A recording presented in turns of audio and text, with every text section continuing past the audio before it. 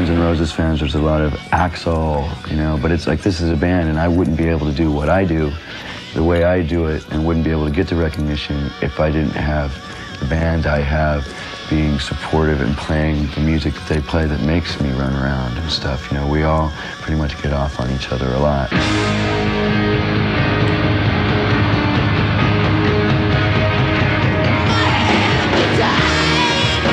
Look at all this attention. God, I feel needed and wanted. Love.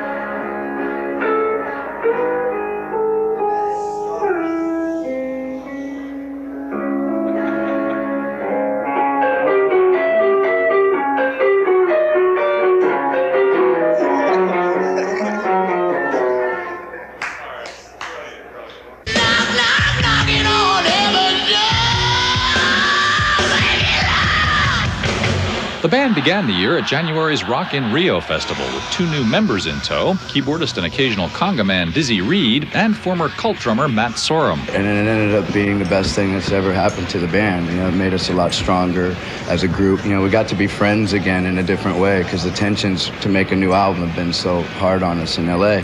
You know, we're getting it done, but, you know, we really ended up needing this. It was kind of therapeutic.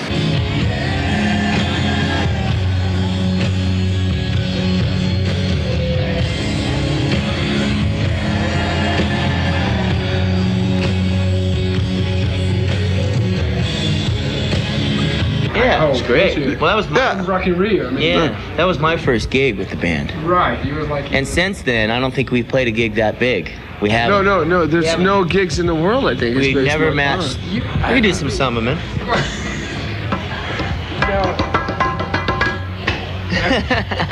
I know the samba, man. No problem. I wanted to thank Rio for being so responsive, so into it.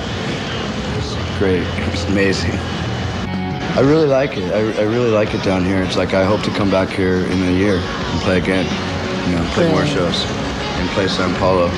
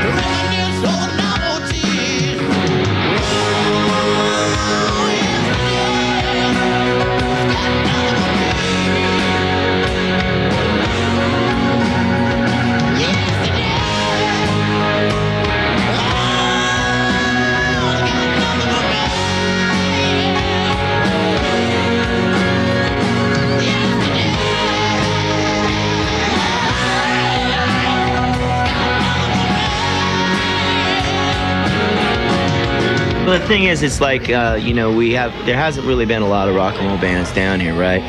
So I think people are a lot more, you know, freaked out about a band coming down of our stature or whatever. Because when we play like in the United States, or even Europe, some parts of Europe, with the exception of like the Latin countries like Italy and Spain and Portugal, they go just as wild, don't they, pretty much? I mean, it seems like the Latin countries are the wildest.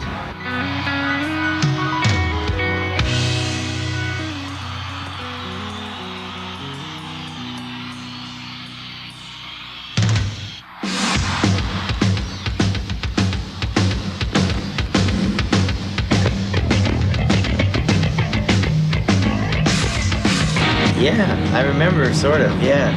But I remember that they told me 5 minutes before we went on, do a drum solo. And I was really, once I went into the drum solo, I was really glad that I did, because, you know, the crowd went crazy. It was fun, you know, it was a lot of fun. And I haven't stopped doing them since. You know, I've done it solo every night since then.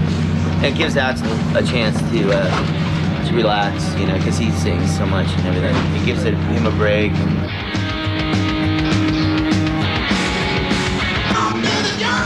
Then came promises of a tour, for which the Guns warmed up with a blitz of one-night mini-dates that ripped through San Francisco, Los Angeles, and New York City. Finally, on Memorial Day weekend, Guns N' Roses launched their first ever headlining tour. I get up around 7, get out of bed around 9. Ever since we started, we've been aiming at, you know, we wanted our second major album, we wanted a headlining tour, you know, and to do it right. And it feels great. In a lousy season for concert tours, the Guns N' Roses show, with Skid Row opening up, prospered. And of course, there was never a dull moment. Every show, it seemed, featured an Axl Rose rant or two.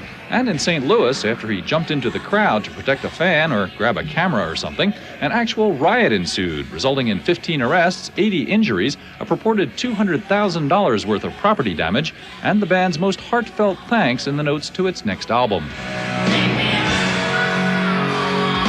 In the great tradition of Jerry Lee Lewis, the Rolling Stones, and Led Zeppelin, trouble was Guns N' Roses' constant companion. They were fined by local officials in New York and Indiana and sued by their former drummer, Steven Adler, who charged that they'd encouraged his incapacitating heroin addiction.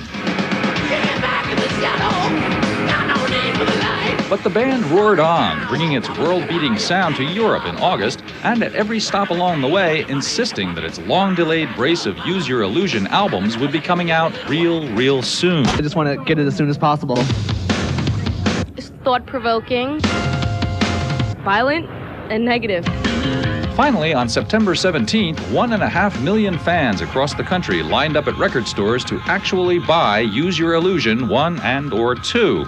So what really took so long? Success, you know, made it take a long time. That sudden realization of like being huge, and then there was the associated drug problems that you know ensued. With a new, strictly sales-driven ranking system recently instituted, Guns N' Roses became the first band to debut at number 1 and 2 on the Billboard chart. More older people, like your parents, teenagers' parents, will be listening to this.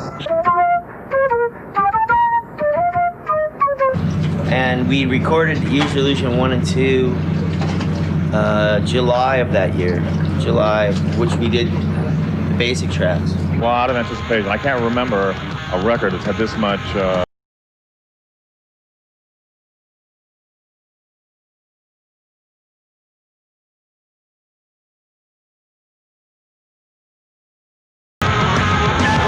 We've been here since 7.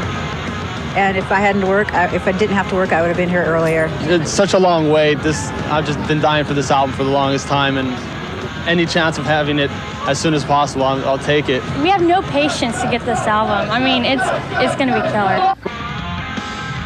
And there's going to be nobody that's going to go home and play it tomorrow. You know, you're going to go home and play it tonight. You're going to wake up the people upstairs, that's for sure, man. Like going, well, a lot of kids and a lot of people, you know, when they go to buy a record, they go to buy one. And they won't be able to, you know, it's like, if there's a choice, well, I'd like to get Guns N' Roses, but it's $29.95, and this other band's $12. Oh, I'll get that one. You know, we're like, maybe we can, you know, get past that a little bit. I think it's a lot better than having a double album, because if a person doesn't have enough money to buy a double album, they can buy one, save up, and buy the other one later. Disappointed that they're, you know, selling it two separately. They should, you know, they're just doing it to make more money. You know, it's just like a ripoff, but I'm a fan, so I'll buy it anyway. Nobody bought just one of these. Every single person bought both of them at the same time. Yesterday, there was so many things I was never shown. Now that I'm starting to learn, I feel I'm growing old, because yesterday's got nothing for me. Old pictures that I'll always see. Time just fades the pages in my book of memories. Yesterday,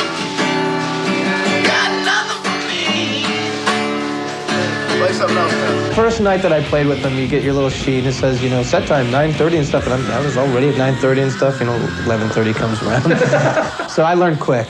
I've learned to deal with it, and I can understand where Axel's coming from because he wants to give his best performance, and until he's ready, he doesn't feel up to it. He doesn't like to go on. I'm not bragging or anything, but something about we can turn a Coliseum into a club, you know? I don't know what it is, but that's what happens. When we generate a weird type of excitement, I mean, Izzy put it best, when you're doing a ballad and people are killing each other in a crowd, like in Weedsport, New York, beating a crowd of each other, something's wrong. We don't really understand it. We like the energy, you know, and everybody likes to see a good barroom brawl or something. But when it turns into such a mess, I mean, a barroom brawl is a movie. It's not real life. There's some fierce stuff happening there, you know? There's a lot of pain and a lot of violence, you know? When we get together, there's a lot of violence and just a lot of stuff we've gone through together, and we get on stage, all five of us together, it comes out. The rest of the band will bounce back quicker after a show. I need about an hour to pull my head back together because every song I sing, when I'm singing it, at the same time I'm like dealing with the crowd and stuff, I'm also thinking about the situation when I wrote the song, which could be 9 years ago, and where that person is now. All this stuff's going through your head like a million miles an hour. We haven't gotten together as a band per se and like started to put songs together, although we've been jamming a lot, you know, because we always jam. And so I sit around and, you know, come up with ideas and I just keep them in my head. And when, you know, everything's over with, we'll probably get together and start trying to culminate some of the ideas. This band writes the kind of songs it wants to write. I mean, you know, our A&R guy is cool, and he works with us, but he's not like saying, hey, you gotta do this and do this. It's mainly what we feel, you know. And Axel's lyrics, I mean, he doesn't, obviously from some of his lyrics, you know, it's like, someone's not going, hey, you can't do that, you know. I feel I have responsibilities to myself and to the music and things I want to do with it. Like, you know, trying to relate to as many people and help open their minds up and at least make them think. I'm not telling them we can save the world, but I can kind of describe the world and, you know, just at least let them think about it, you know. Really, we've only just begun. We've only have, what do we have, 4 records out, you know. We're still babies, you know. We've got a lot to achieve. Writing music and songs is the most important part of it to me. Everything else is, like I said, is a benefit, and we're really glad to get those, and we want all those we can get. But at the same time, if we have to really compromise on the music, then it's really not worth it in the long run. Ferocious. Harsh. Good solos. Loud. Violent. Insane. Good drumming. Incredible. Thought-provoking. Good rock and roll. Thumbs up all the way to Guns N' Roses this time around. Despite the fact that they couldn't get any radio play, the public beat the media. They said, we want it. It sounds like a rock and roll band to me. It sounds like something that isn't manufactured. Whatever its qualities are, they seem to be genuine. I love Axel so much, I'm shaking. They're going to be legends. They're going to be like the Doors or Led Zeppelin or the Beatles. The West Hollywood Sheriff hat. This is their special secret hat that no one's supposed to have. I'm Axl Rose of Guns N' Roses. Te vejo na MTV. Te vejo na MTV. Good work. I used to love her, but I had to give her